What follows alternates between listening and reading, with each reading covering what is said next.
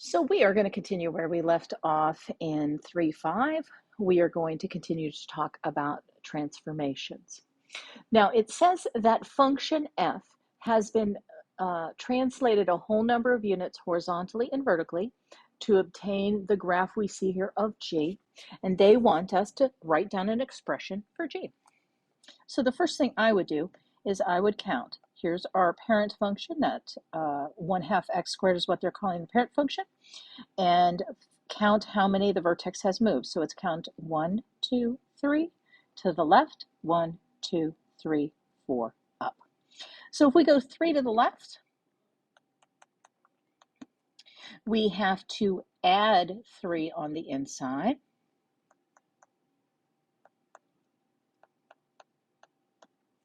And if we want to move up 4, we have to add 4 on the outside. So that is what they are looking for that example. You'll notice the 1/2 just came along for the ride because it was a part of what they consider the original function. And then just go inside the function and add if you want to move left, subtract if you want to move right. Add on the outside if you want to move up, subtract on the outside if you want to move down. Now let's talk about if we want to do something called a stretch or compression. If we multiply on the outside, so you'll see how on the outside of our function we have an a value. If we know something about the absolute value of that number, if that is closer to 0, the closer to 0 that it is, the more compressed it will be toward the x-axis. So we call that a vertical compression. So if it is between 0 and 1, because our original function we think is kind of 1 away from the x-axis, a certain part, then it is going to be compressed. If that a value is more than 1, then we are going to stretch it up. So here you'll see that that's 2. Now, we can actually go even further and say if the absolute value of a is bigger than 1, it's going to stretch it. If the absolute value of a is between 0 and 1, then we compress it. Because the negative is going to have its own unique job. And that's why they mention here, if a is less than 0, then it is a combination of a stretch compression and a vertical reflection, a flip.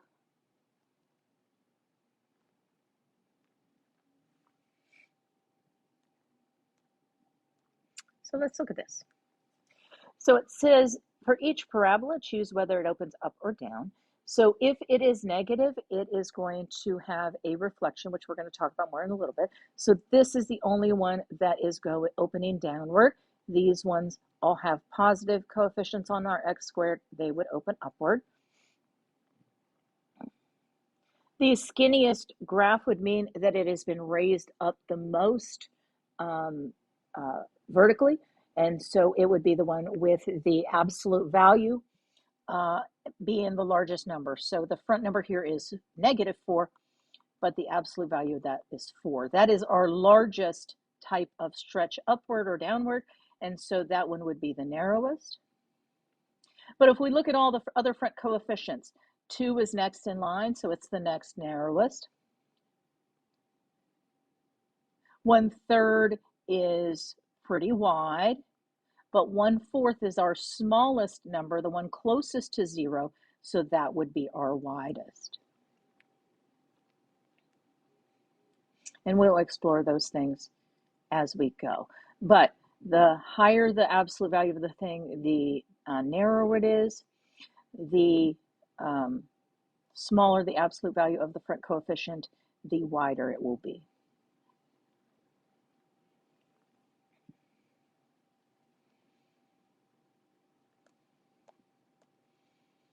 So let's talk about that flipping. If we multiply the outside of the function by -1, it is going to flip it across the x-axis. It will be a vertical reflection. So you'll notice here is our original. Here we have multiplied on the outside by -1, and so we have flipped it downward. If we multiply the inside, anything we do on the inside affects how it moves from left to right, so horizontally. And so you'll notice that if we have a multiplication of a negative by the x on the inside, it reflects across the y-axis, and that's what you see here in red. So you have multiplied by the inside. So that function looks to me like one we haven't explored a whole lot yet, but we will eventually. That looks like a natural log function. Oh, I'm sorry, an exponential function. That's the one I'm thinking of. And the one in green, we multiplied on the outside of the function by a negative. The one in red, we had multiplied on the inside of the function. Now, the inside of an exponential function is with the x. Wherever the x is at, that would result in the graph you see in red.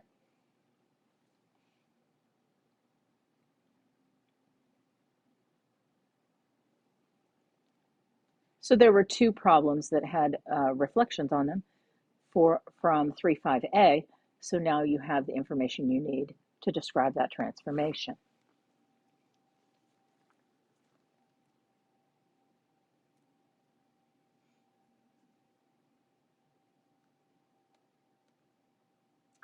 So here it says to, well, here, let's look at this first one.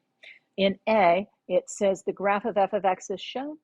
Draw the graph of y equals negative f of x. So it is going to flip it across this line.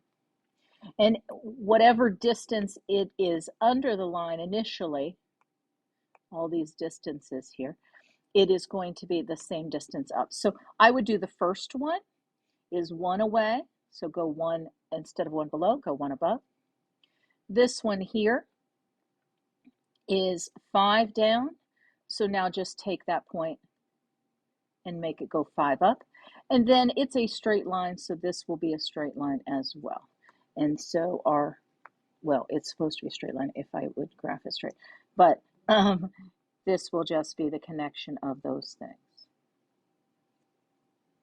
Okay, so that's what happens when we multiply the outside of the function by a negative. It's going to flip it over the x-axis.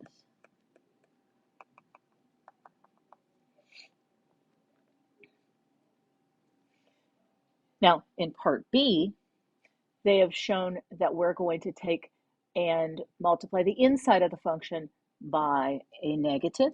So that is going to flip it across the y-axis.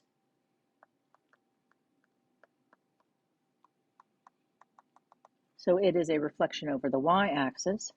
So just take some of these important points. Think about if I rotated there. This one is 1, 2, 3 away. So just go 3 on the other side. So that's our first piece. And then this one is 1, 2, 3, 4, 5, 6, 7 away.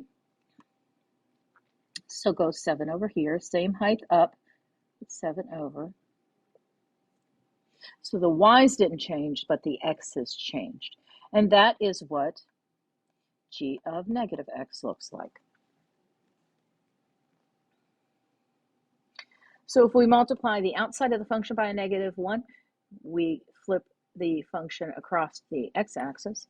If we multiply the x by negative 1, we flip it across the y-axis.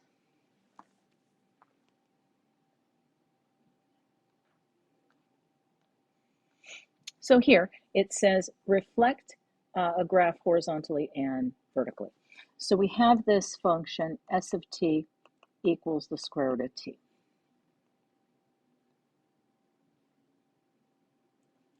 So let's get the graph paper ready here. So we'll call these t's and these s's. So they line up with x's and y's. So our parent function is just your square root function, like that. Now let's talk about a vertical translation. A vertical translation is going to move something up or down. So it's going to flip it over. So we'll call that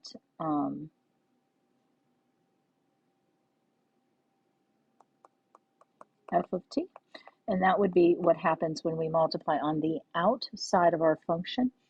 And then it would translate it down here.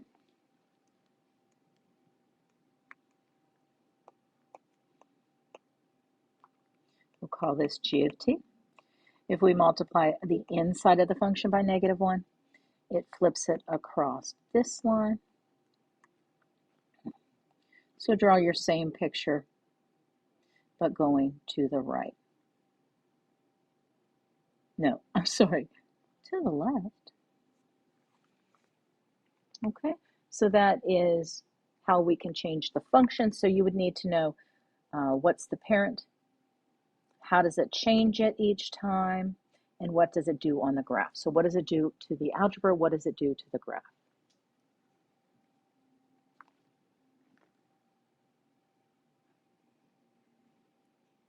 So 3.5a, we already now have everything you need to finish that up. Now let's talk about compressing and stretching. So if we do something on the inside, remember that affects it horizontally. And if the number on the inside is bigger than 1, it is going to make the function closer to the y-axis. If the number is a fraction between 0 and 1, then it is going to widen that out. It does kind of the opposite of what you would think. And remember, if it's negative, it is going to flip it across this line. But if we're talking about the actual compression or stretching, just think of the absolute value of that thing. That's why it's a combination of things.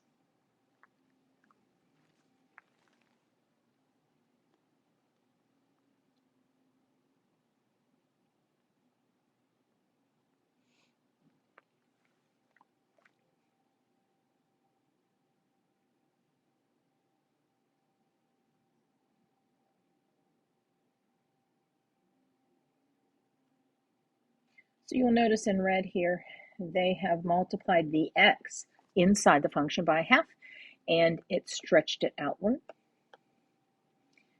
Here they multiplied the x by 2, so a number bigger than 1 will compress it inward.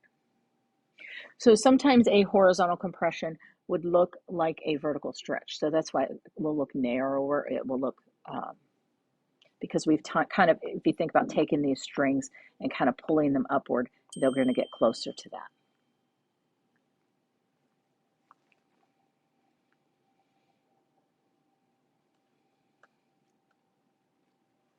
So let's take a look at this example. Do you see how this is on the inside and it's greater than 1? So this should compress it horizontally. So it should look closer to the y-axis. Now, how much closer? Well, by a factor of 2. So it's twice as close. So do you see how this distance here is 2? So now that new distance will be half of that, will be 1.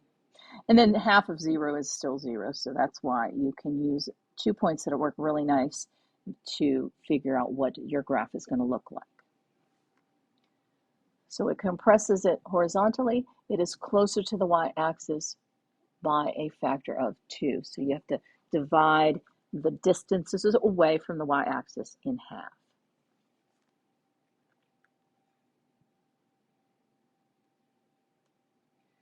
Now, in example B, this is on the outside.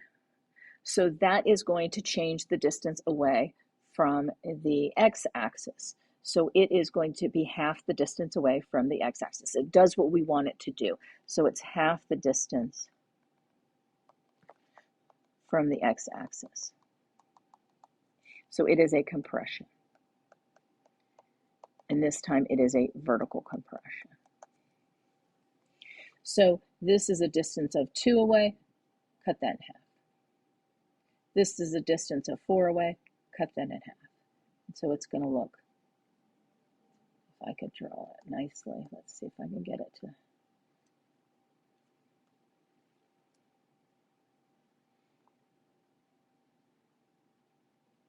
It's going to look like that. So if it's on the inside and it is more than 1, it compresses it closer to the y-axis. Bigger than 1 stretches it away from the y-axis.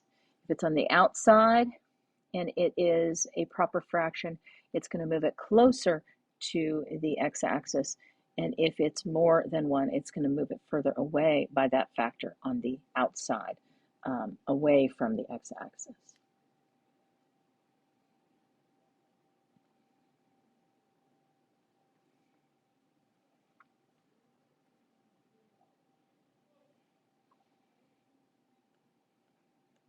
Let's take a look at these.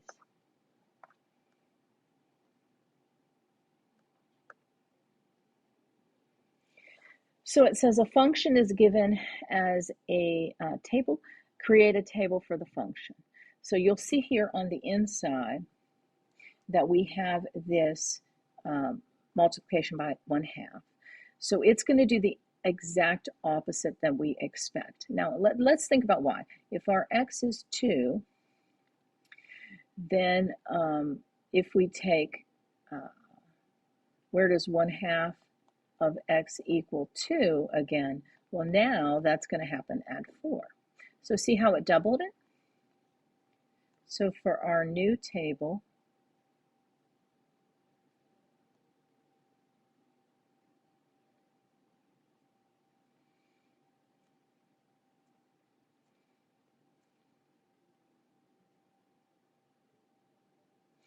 our 2 becomes a 4. But if we plug 4 in, we take half of it and we get the original function out. So it didn't change the y's at all. If it's nothing's on the outside, we don't change the y's. So this would be 8, 3. This would be 12, 7, and 16, 11. So that 1/2 on the inside is going to double the x's. It's going to do the opposite of what we expect. So what's the opposite of multiplying by 1/2? Divided by 1/2, which is the same as multiplying by the reciprocal of 2.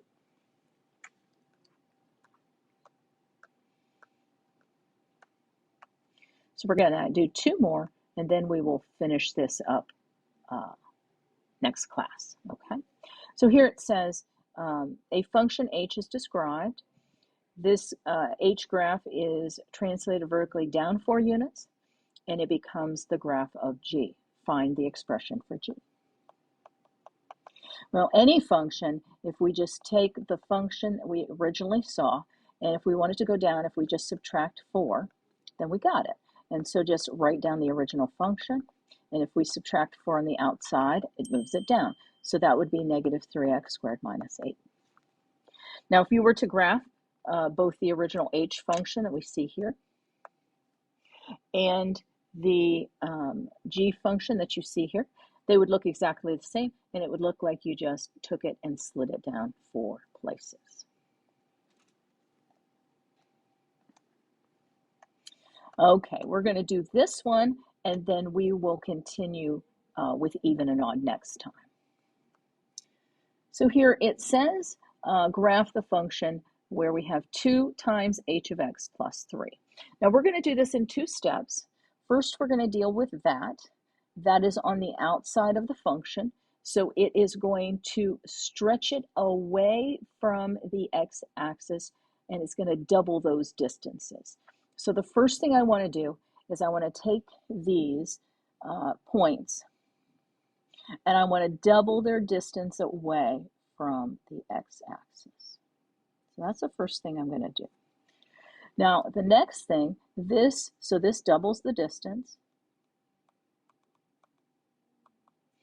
And then this one is going to move everything up 3. So now we're just going to take those points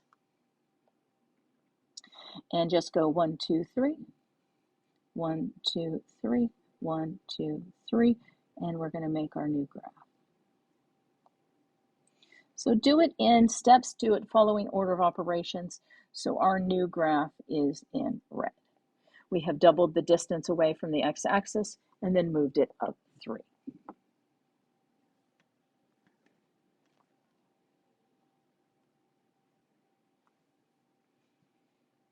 Last one for now. Let's think of order of operations.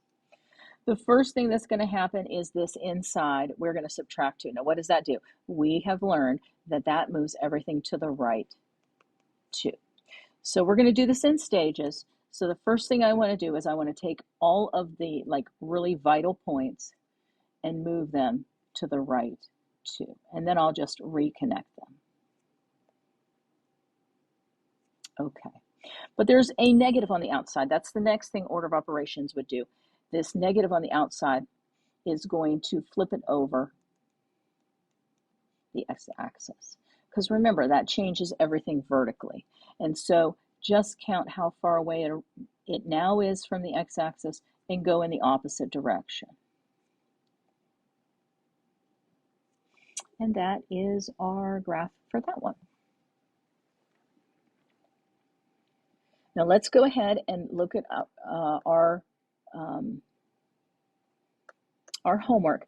You can do everything but the things about even and odd, which we'll discuss in the next video. So you're ready to do up to this point. So you have graphs here. It says identify the parent and predict what's going to happen. So describe the transformation. And these ones, I want to see the parent and any transformations to get the original function. So like this one, you have a few things happening. But there is your 3-5B homework, and we'll talk about even and odd next time.